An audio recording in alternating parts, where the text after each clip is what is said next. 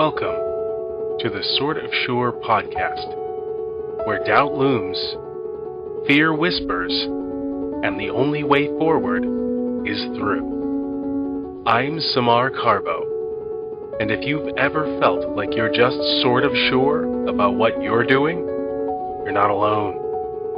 This is where we face the uncertainty, push past the hesitation, and keep going anyway.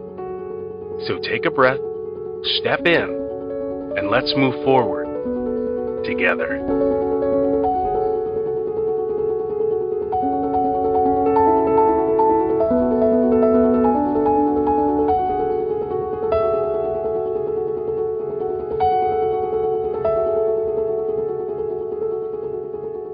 Hello and welcome to the Sort of Sure podcast. In case you missed it in the beginning, my name is Samar Carbo, and I am so excited to bring this episode to you today. Recently, I sat down with Kute Blackson, a titan in the coaching, public speaking, training, all sorts of that sort of area world. He has Bruce Lee level certainty and focus, and he's one of the many people I've been particularly happy to have on the podcast because he is just dripping with charisma today, but he wasn't always like that, and we're going to talk about that in the episode, so stay tuned for that. But before we get there, if you have a story of imposter syndrome or self-doubt, shoot me an email at sortofsurepod@gmail.com. Let's have a listen. Kute Blackson, transformational teacher, nationally best-selling author of 2 books, You Are the One and The Magic of Surrender. For the last 25 years, I've been transforming the lives of leaders and visionaries, whether it's one-on-one, small groups, large groups, my retreats. My work is about helping people free themselves from the conditioning and the patterns that we all develop so that we can really reconnect with our authentic truth and share our gifts with the world. Truly amazing. So, first off, I love your platform. I caught a few of your interviews already in your YouTube channel. Really great stuff. It touched me personally. So I want to thank you for your work so far. Now, moving on, I guess we'll start with the bluntest question I've got. When you look back at your life, can you think of a time when you've experienced real, true imposter syndrome or self-doubt? I think imposter syndrome is simply a signal that a part of you is trying to get your attention. Because what I have found for myself is when you are being true to who you are and you are living in your integrity and you're living in alignment with what you are and you're embodying it, then deep down, whether anyone is looking or not, you know the truth about who you are.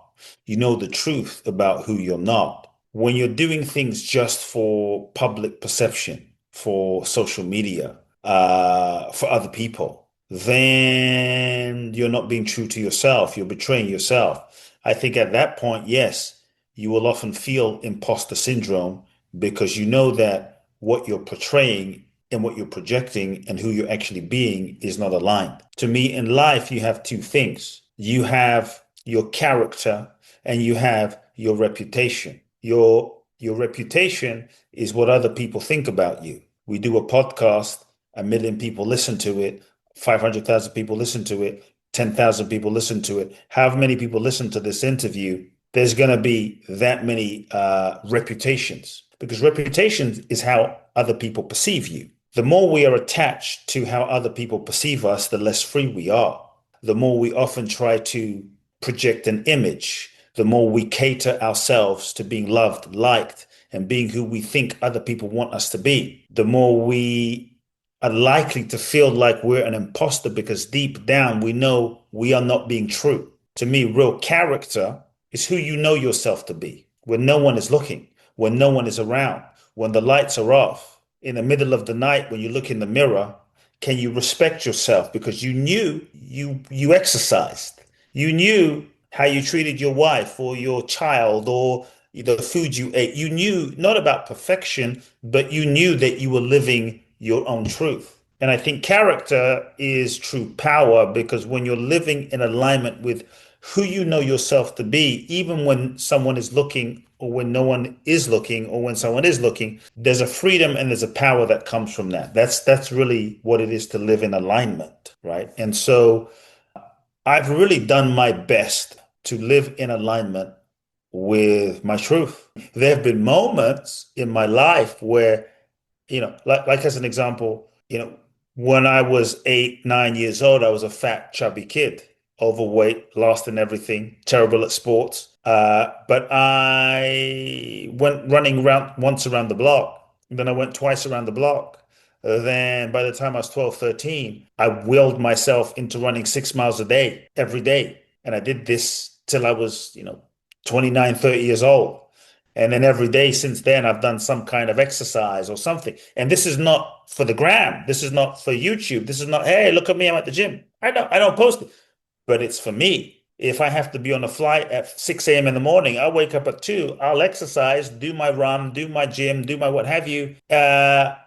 Because it feels good for myself. Because every time I do that, I respect myself. Every time I show up for myself, I feel an internal power that grows inside. And that kind of power is a freedom that I found that no one can take away from me. So even if you don't believe me, the truth is, I know I'm not an imposter because I know I woke up at 2 a.m. the other day, right? I woke up at 4:30 the other day. Not for you, but for me. And so that builds an internal self-belief and internal knowing. You could hate me, you could not believe me, but I knew what I did early this morning at 6 a.m. in the gym, fighting my own demons and my own resistances. And so that I think creates an inner trust over time. And so what I have done is I think over time is developed an inner trust. Were there times I felt self-doubt? I would say sure. I think in moments, anytime I have taken a leap, taken a risk, anytime I have gone outside of my comfort zone, there's always a bit of, oh, can I do it? Is the doubt, especially when you're really looking to pursue goals that you have never done before, things you've never done before. There's always going to be doubt. If there's never any doubt, probably you're living way too small. There should be some doubt of, oh, can I do this? Can I do this? Am I capable of it? But that shouldn't stop you from taking action. That shouldn't stop you from taking the step. The self-doubt is just a sign that you haven't done it yet and you're being forced to expand. So self-doubt isn't the issue. It's the power you give it and the relationship you have with it. So I think in moments of my life, there's been self-doubt because I've never done things before, but not self-doubt because I didn't believe myself, right?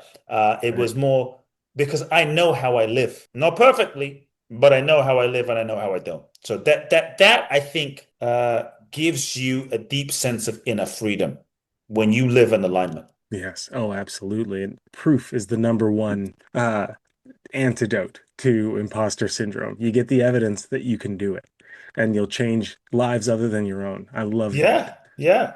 If you went and you ran 6 miles, you don't feel like an imposter. But if you didn't run the 6 miles and you pretended to, and you kind of tried to teach other people how to run 6 miles, you're going to feel like an imposter, and you should feel like an imposter. I think that imposter syndrome is also a sign that there might be some skills you need to learn or some things you need to, put into place and integrate, some levels that you need to step up within yourself to come into deeper alignment. Oh, beautiful. And what habits support you in keeping your drive and your positive attitude going? I would say for me, exercise is non-negotiable because that is the foundation of life, the foundation of the body. We all have a body, and without a body, you can't live life.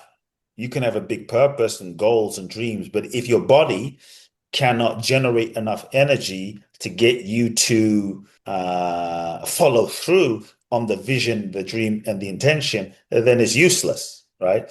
And so for me, I exercise every day, not because I have some great gift, just because I chose to make it non-negotiable. I chose to make it a choice to not be a choice. And because it was a choice to not be a choice, I make myself do it, even when I don't feel like it. And I always tell people, if you want to really achieve and excel, you cannot let your mood determine your movement. You cannot let your mood determine your action. If you let your mood, whatever the mood is, I feel like it, I'm up, I'm down. If you let your mood determine what you're going to do and who you're going to be, you'll never be free. You'll never fulfill your true potential. And I have found that in this lifetime, most people will not fulfill their true potential in this lifetime. Most people will not fulfill their potential in this lifetime because they're not willing to do what it takes. Everybody wants to be Jesus. Everybody wants to be Gandhi. Everybody wants to be Mother Teresa. Everyone wants to be LeBron. Everyone wants to be Kobe. Everybody wants to be, whoever. But very few of us want to do what they did. And what it takes is the consistency and the discipline. So if there's one thing is I was never the most gifted person, but I was the most consistent person. And so as an example, I would say there are people that they have more complex, crazy workout regimens than me. I go to the gym every day and I see people that come, they do these crazy, crazy workout routines in the gym. I'm like, wow. And then I don't see them for 2 weeks. Mhm. And then 2 weeks later, I see them at the gym for 2 days. Then I don't see them for 5 days. And then I'll see them for a day. Then I don't see them for 7 days. I'm there every day. Yeah. The consistency of anything is what develops the habit, and those habits is really what makes us. And so I'm very consistent with my exercise, consistent as much as I can be with my meditation. But I think, mostly I wouldn't call it a habit, but I endeavor to see life itself as a spiritual practice. So my life is a spiritual practice. My life is my prayer. My life is my meditation. So I don't see life and living as separate from my practice. Spending time with my son is my meditation and my prayer and my devotion and my spiritual practice, not just sitting on a yoga mat and doing my yoga. And so that's kind of how I see now. But the one non-negotiable for sure is exercise every day, because that just sets the whole foundation. And then endeavoring to meditate. I drink water. I drink a gallon of water every day. It's the small things. A lot of Yes. people look for the big thing. What's the hack? There's no shortcut to greatness. There's no shortcut to greatness. You can learn from people, but at the end of the day, you will have to be consistent and do the work every single day. There's no shortcut to greatness. And so I've been drinking a gallon of water every day for 25 years. Normally I have this question, but I'm going to retool it a little bit for you because you've been very gracious with advice today. If you were to talk to 10-year-old you and provide some advice, and perhaps they know where you're going to be, but provide some advice on how to get where you are, just like my listeners will probably want to know how to get where you are, and push their self-doubt and their imposter syndrome away, what would you say to them? Imposter syndrome doesn't go away just by thinking about it, by praying about it, by meditating about it. It goes away by doing the inner work and taking the outer action combined. I would say, look, I'm going to keep it simple first. Let's start with the simple things I tell my 10-year-old self. I would say, look, life is short. You never know when you're going to die.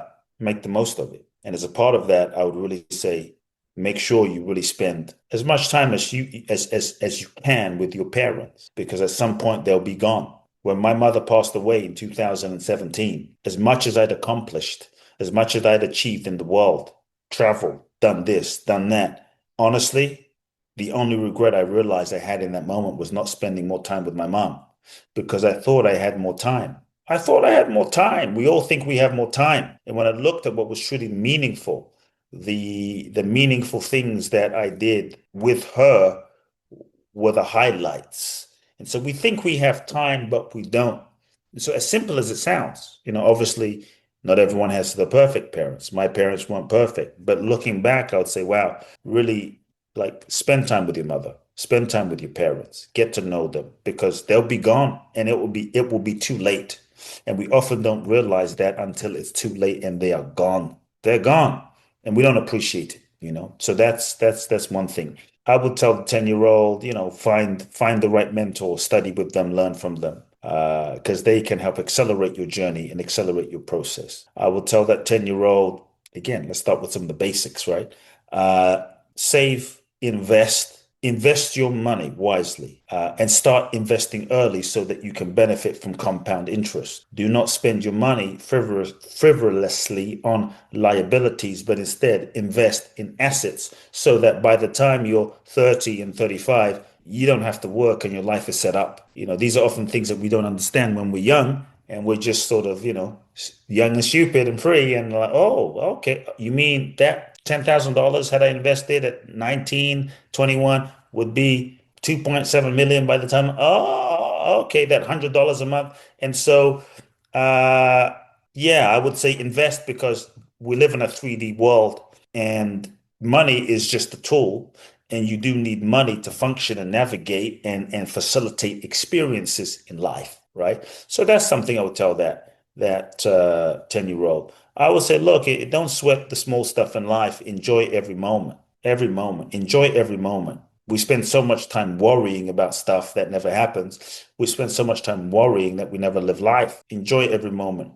Take the risks, take the trips, that, seize the opportunities. And I would tell that 10-year-old, like for the first 20, 30 years of your life, don't chase money or don't chase experiences that cause you to evolve and grow and learn. That should be your focus. The education, the growth, the learning, and travel. Travel. Do it while you can so that when you get older and you have responsibilities and kids and what have you, it's like it's done. Right. And so these are things I would tell the 10-year-old. I mean, I could keep going, but Hey, that's lovely. I'm here for every bit of it. That's great. Well, we're at time pretty much here. I'll awesome. let you go after this one thing. I just want you to say anything you haven't gotten a chance to say yet in the Sure. podcast. Well, I love to give people a free gift. But before I kind of give the link and the free gift, I just would love to remind everyone, you're going to die. Let me repeat, you are going to die. There's no way out of this human experience, and none of us know when that moment will come. I hope we all live a long life, but the only guarantee in this life from now is your death. And so if death came today, because tomorrow is not a privilege, it's not a right, it's a blessing. It's a gift, but it's not a right that we have. And so if death came today, would you be ready? And if not, why not? What's unsaid? What's ungiven? What's unloved? What's unexpressed? What have you not done? What regrets would you have? Who do you need to speak to? Who do you need to forgive? Who do you need to love? What's been held back? Because at the end of this life, when you meet your maker, whatever you believe, you cannot go to God and say, hey, God, could I just get a refund, please, on those 2 years I spent in that relationship that I hated? Because once it's gone, it's gone. Even God will say, hey, sorry, it's too late. And so, how would you need to live your life in such a way that when your moment comes, you can throw your hands up and have peace, live fully? And so, with that said, uh, I created a couple of experiences that I would love to gift to anyone listening. If you've been inspired, I wrote a book actually called The Magic of Surrender. People can find that on Amazon. I wrote a book called You Are the One. You can find that on Amazon as well. Inspiring books. At the beginning of 2025, I created a new online course, 8 modules, 8 video series. It's literally been changing thousands of lives around the world. And I did a crazy thing. I decided to gift it to the world for free. And so it's called the 8 levels of gratitude. That's the 8 levels of gratitude. There are 8 levels of gratitude that, if you learn how to harness, can help supercharge your ability to manifest the next level of your life. And so you can literally download this gift for free at the8levelsofgratitude.com. That's the number 8, the8levelsofgratitude.com. Make sure you check out the site and download the gift for free. It's life-changing. The other gift I want to gift people is I just launched about a month ago a new masterclass. It's all about how to turn your dreams into reality and manifest your goals, dreams, and desires. And I share some codes that will help people rewire their brain and their nervous system to become more magnetic to manifesting success. The masterclass is live. You can go to www.manifestationmasterclassonline.com. That's manifestationmasterclassonline.com. And you can, join me for an hour of deep diving together on learning the secrets to manifesting. And lastly, my website, Kute, Kute, KuteBlackson.com. I do several retreats. We put some retreats on pause for 2025, but we'll be restarting in 2026. And so if you want to meet me live, if you're ready to transform, if you're ready to go to the next level, join me in one of my retreats. I used to did a lot of retreats in Bali and all around the world. www.kuteblackson.com.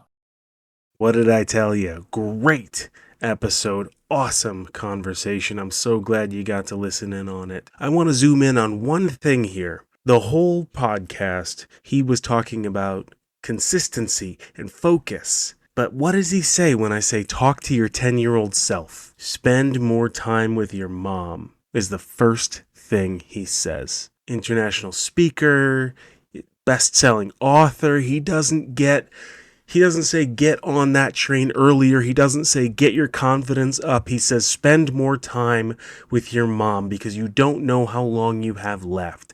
And that's a lesson for all of us in itself.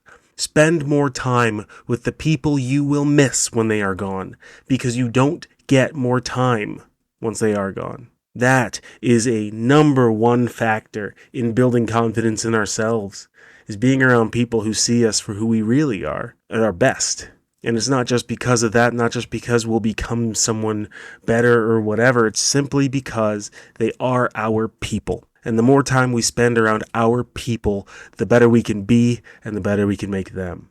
And the better the world feels. Thank you so much for joining me on this episode. I look forward to seeing you on the next one. If you have a story of imposter syndrome or self-doubt, shoot me an email at sortofsurepod@gmail.com. Later days.